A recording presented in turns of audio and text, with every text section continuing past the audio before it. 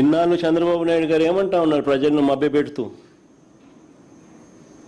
Amaravati self finance project అని ప్రజలను మభ్యపెడుతూ ఇన్ని సంవత్సరాలు అంటా ఉన్న మాటలు. అమరావతి సెల్ఫ్ ఫైనాన్స్ ప్రాజెక్ట్ అని రాష్ట్రంలోని ప్రజలందరినీ కూడా చంద్రబాబు నాయుడు గారు ఇన్ని సంవత్సరాలు మభ్యపెడుతూ వచ్చాడు. నేను అడుగుతా ఉన్నా ఇదే చంద్రబాబు నాయుడు గారిని,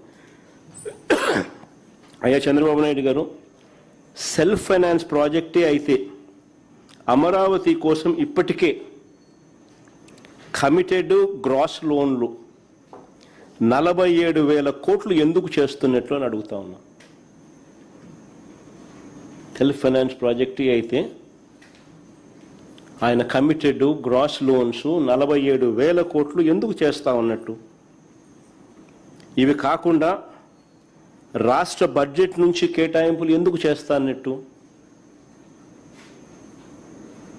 ఈ లోన్లే కాకుండా రాష్ట్ర బడ్జెట్ నుంచి కేటాయింపులు ఎందుకు చేస్తా ఉన్నారు?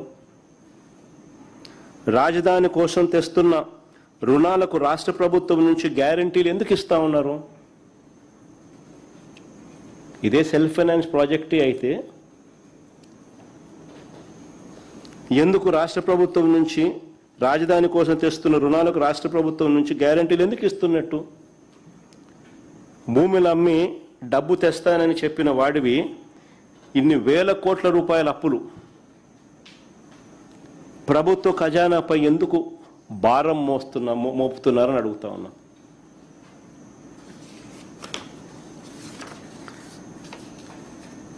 చంద్రబాబు నాయుడు గారిని అడుగుతా ఉన్నా, సెల్ఫ్ ఫైనాన్స్ ప్రాజెక్ట్ అని చెప్తా ఉన్నా, మీరు ఇప్పటి వరకు అమ్మిన భూములు ఎన్ని? నీ విజనరీ ఆలోచనల ద్వారా అమరావతి ప్రాజెక్ట్ నుంచి ఇప్పటి వరకు ఎంత డబ్బులు వచ్చినాయి?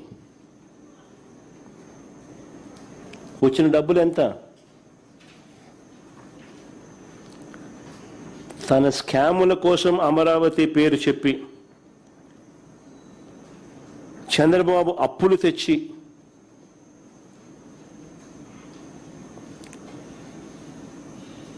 దాని ప్రభావం ఇంతకుముందు నేను చెప్పా, రాష్ట్రంలో ఇప్పటికే దాని ప్రభావం కనిపిస్తూ ఉంది అని చెప్పి.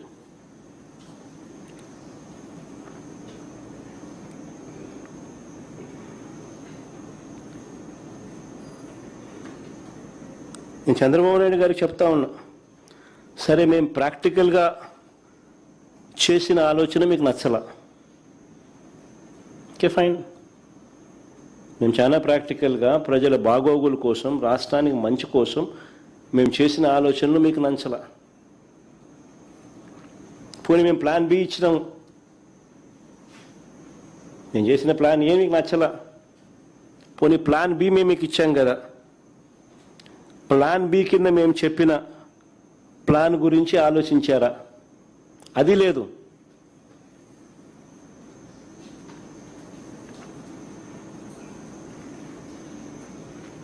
కొద్ది నెలల కిందట నేను చెప్పిన మచిలీపట్నం టు విజయవాడ 70 కిలోమీటర్లు,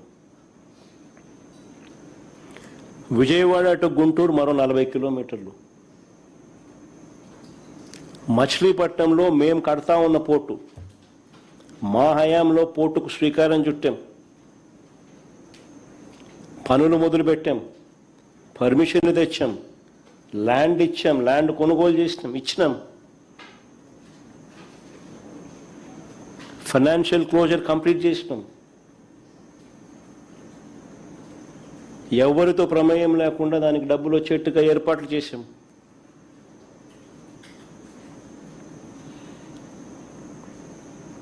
ఈరోజు చెన్నై అనేది పోర్ట్ సిటీ, బాంబే అనేది ఈరోజు పోర్ట్ సిటీ. ప్లాన్ బి కింద మేము చెప్పినాం మచిలీపట్నం టు విజయవాడ 70 కిలోమీటర్లు, విజయవాడ టు గుంటూరు మరో 40 కిలోమీటర్లు, మొత్తం ఈ 110 కిలోమీటర్లు నేషనల్ హైవే రోడ్డు ఉంది. ఈ నేషనల్ హైవేకు కాస్త అటు ఇటుగా ఈ మొత్తం క్యాపిటల్ ఏరియా కింద డిక్లేర్ చేయండి. మచిలీపట్నం నుంచి ఎంఏ తీసుకోండి, విజయవాడ నుంచి విఐ తీసుకోండి, గుంటూరు నుంచి GUN తీసుకోండి, మావి గన్ అని పేరు పెట్టండి. మచిలీపట్నం, విజయవాడ, గుంటూరు మా వి గన్. సరే, గన్ అంటే బాగుండదు నీకు, అది జగన్ అనేది గుర్తుకొస్తుంది లేననుకుంటే సరే వేరే పేరు పెట్టండి.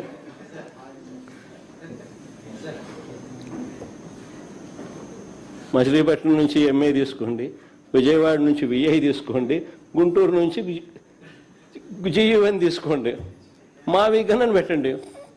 ప్రమాణమైన 110 కిలోమీటర్లు క్యాపిటల్ ఏరియాని డిక్లేర్ చేయండి, కారిడార్ కింద క్యాపిటల్ ఏరియాని. కనీసము ప్లాన్ బి అన్న కనీసం పిక్చర్లోకి వస్తే అట్లీస్ట్ నువ్వు పెట్టే 2 లక్షల కోట్ల రూపాయలు ఈ రాజధాని ప్రాంతంలో అది అయ్యేది కాదు, సచ్చేది కాదు. ఆ 2 లక్షల కోట్లలో 10% పెడితే చాలు. ఈ మచిలీపట్నంకు, ఈ విజయవాడకు, ఈ గుంటూరు మధ్య కనెక్టివిటీ కోసం, రింగ్ రోడ్లు, ఇతరాతర పనుల కోసం, ఇతర మౌలిక సదుపాయాలు, చిన్న చిన్న మౌలిక సదుపాయాల కోసం 10% పెడితే చాలు. ఈ మావి గన్, ఈ క్యాపిటల్ ప్రాంతం ఫ్యూచర్లో ఎకనామిక్ ఇంజిన్ అవుతుంది. విజయవాడ దాని చుట్టుపక్కల దాదాపుగా 20 లక్షల మంది ప్రజలు ఉండరు. గుంటూరులో దాదాపుగా 10 లక్షల మంది ప్రజలు ఉన్నారు. మచిలీపట్నంలో దాదాపుగా 3-4 లక్షల మంది ప్రజలు ఉన్నారు. దాదాపు ఇంత జనాభా ఉన్న, దాదాపు 35-40 లక్షల మంది జనాభా ఉన్న ప్రదేశంలో కాస్త ఖర్చు పెడితే అదొక మహానగరంగా, ఒక గ్రోత్ ఇంజిన్గా ఎదుగుతుంది అని ఆలోచన చెప్పినాం. ఇది నచ్చల, మావి గన్ కూడా నచ్చల మీకు.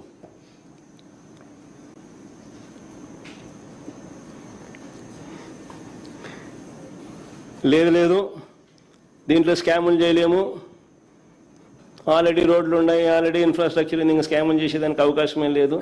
మేము ఆ 2 లక్షల కోట్ల స్కామ్ ఏమి కనపడుతుంది, మాకు 2 లక్షల కోట్లే పెట్టాలా, ఆన్నే స్కాములు చేయొచ్చు మేము.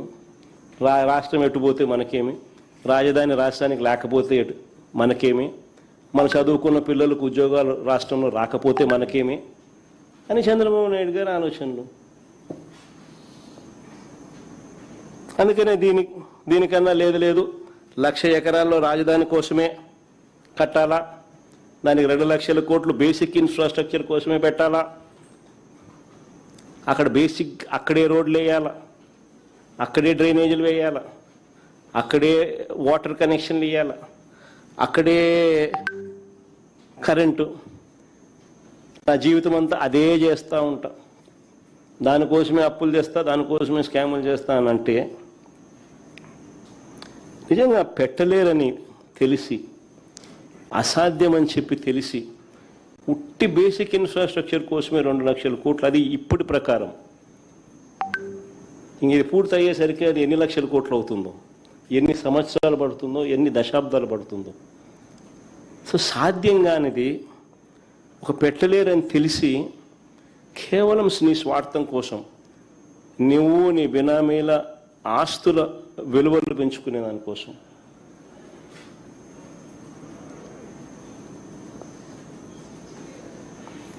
రాష్ట్రం మీద భారం మోపుతూ, అప్పులు తీసుకొస్తూ,